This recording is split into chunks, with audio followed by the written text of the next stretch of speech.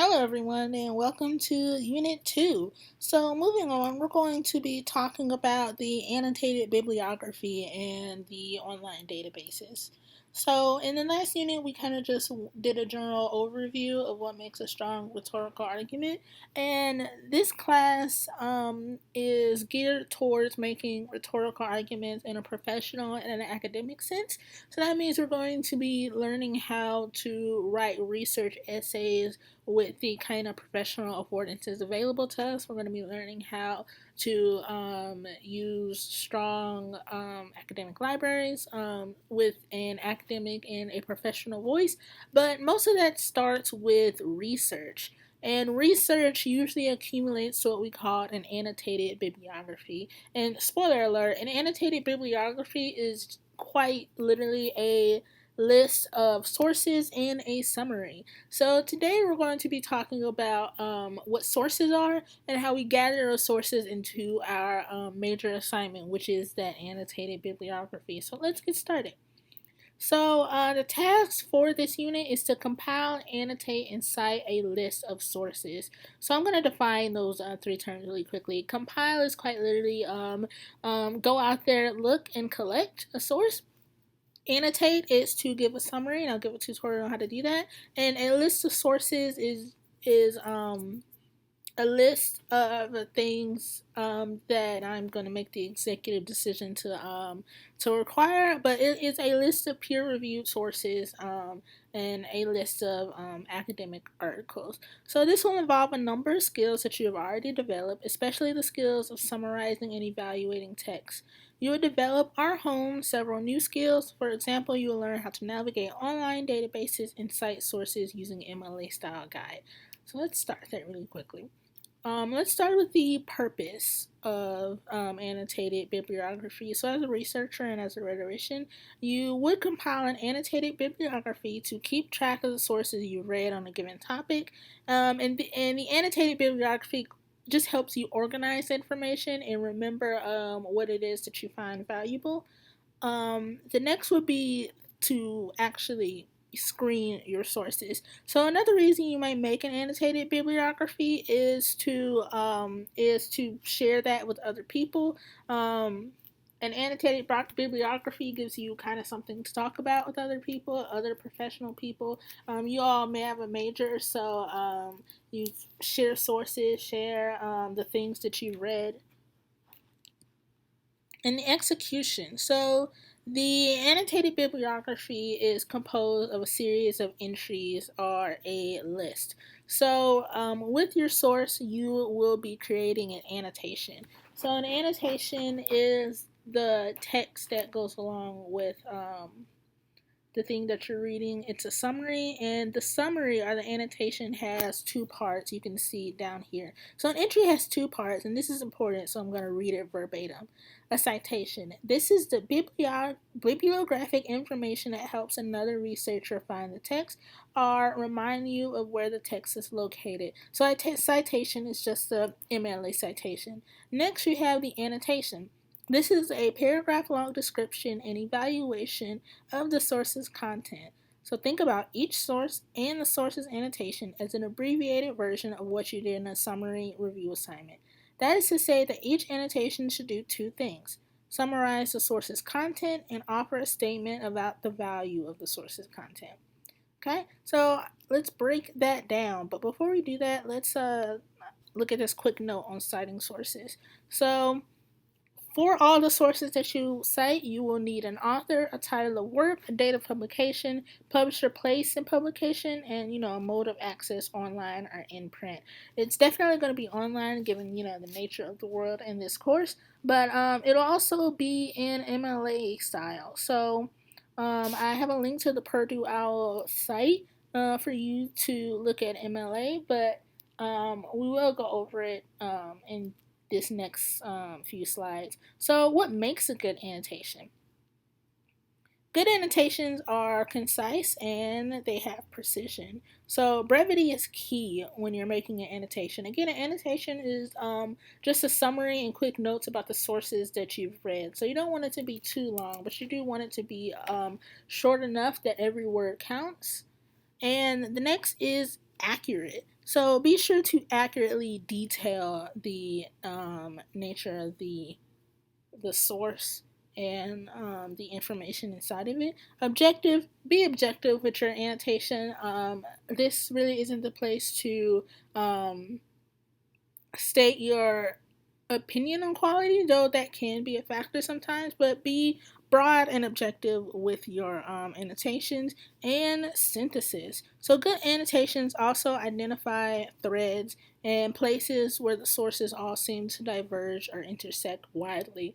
So you all will be making a list of 3 to 5 annotations, and what synthesis means is how do those annotations work together? What common themes or what threads do the resources or the annotations that you have created share? So you may notice a theme. You may notice that all the people writing in this specific discipline have kind of the same assumptions about things. What are those assumptions? What are those things that you keep seeing over and over again? Synthesis is identifying those things that you keep seeing over and over and over again.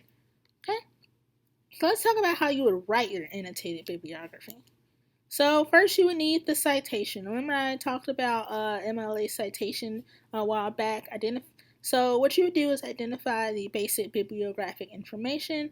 In MLA, you would indent 5 spaces after the first line. PowerPoint would not let me do that for some reason, but pretend that this has what we call an hanging indentation. So pretend that this has a hanging indentation.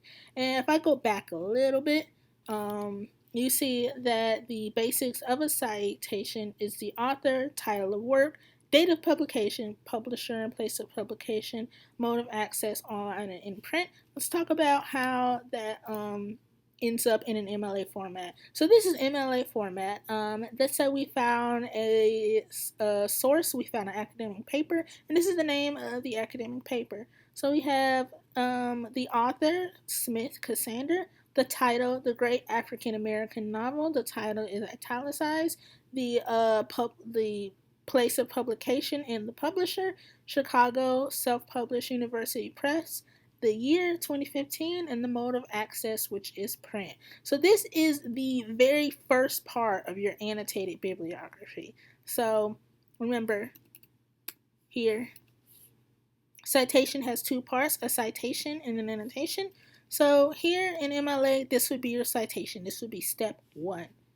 Next, we have the annotation. So the annotation has 2 parts. Remember that the annotation again has 2 parts, and in the first you summarize the sources. So step 2 has 2 steps, and you would start with something a little bit like this. You would summarize the actual source. So I'm going to read this out loud. Smith's book offers a historical overview of the novel tradition in African American literature, arguing ultimately that the novel tradition arose out of the slave narrative genre.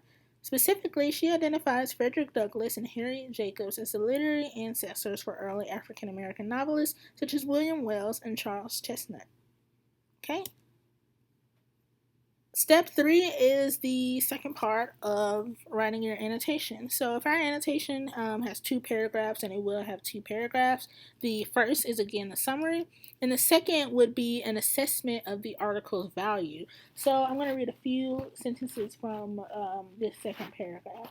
Smith's book is especially useful for those wanting an overview of African American literary traditions in the 19th century. She provides a really strong discussion of the aesthetic connections between Williams, Wells, Browns, and Frederick Douglass. Convincing, too, is her analysis of Jacob's use of the tragic mulatto archetype. Okay, so let's talk about what a complete entry looks like. So just to go over everything, first we have our citation in MLA. Then we have our annotation. Our annotation will consist of 2 paragraphs. Paragraph 1 will be a summary, and paragraph 2 will be an assessment of its values. So a complete entry would look like this. You have your citation, then you have your 2 paragraph annotation. So I'm going to read this all together so you guys can see how it sounds and how it flows. Smith's book offers a historical overview of the novel tradition in African American literature, arguing ultimately that the novel tradition arose out of the slave narrative genre. Specifically, she identifies Frederick Douglass and Harriet Jacob as the literary ancestors for early African American novels, such as William Well Brown's and Charles Chesnutt. Smith's book is especially useful for those wanting an overview of African American literary traditions in the 19th century. She provides a really strong discussion of the aesthetic connections between William Well Brown and Frederick Douglass. Convincing, too, is her analysis of Jacob's use of the tragic mulatto archetype. Smith traces that archetype from Jacob's slave narrative to the novels of Francis Harper and Chestnut. This book may not be so useful for those seeking information about the African American novel tradition in the 20th century and beyond. In fact, this book's title is misleading. It is more properly might be titled The Great Early African American Novel. Okay, so do you guys see how first we have this citation here, and then we have a summary that consists of quite literally what the article of the book is talking about, and what the kind of aesthetic and rhetorical values of that is. So there are sample annotated bibliographies on Purdue OWL if you would like to take a look at those. But let's talk about where to find sources. I know this is a long unit and a long video so far, but bear with me. So you get sources from online databases. And what are online databases, or what are academic databases? They are sites that house articles and journals on any given subject. So there's an online database for almost anything. The most popular database is JSTOR, and you do have access to JSTOR with your Stillman account. You also have access to Project Muse. You also have access to all the online databases associated with the Stillman Library and even the Alabama Public Library. So, why do you access these databases? You access them because they are easy ways to find a variety of peer-reviewed and very credible sources and articles. They also are an easy way. They also have an easy way to search for things. So, how do you access it? So let's kind of jump right into the concluding marks. So a few things to consider. The entries in your annotated bib should appear in alphabetical order. So when you're creating your assignment, I will go over the assignment in a little bit, but for this assignment and for all the annotated bibliographies you make in the future, all entries should be in alphabetical order based on the last name of the author. Remember to indent 5 spaces. Remember to do a hanging indentation. Make sure that your entries in your annotated bibliography cohere around some theme. So, your annotated bibliography should not just be a list of random sources, it should be about a theme. So, what subject are you writing about? Make sure all of those are related. Remember to proofread, submit your best work, and read your sample essays and assignments.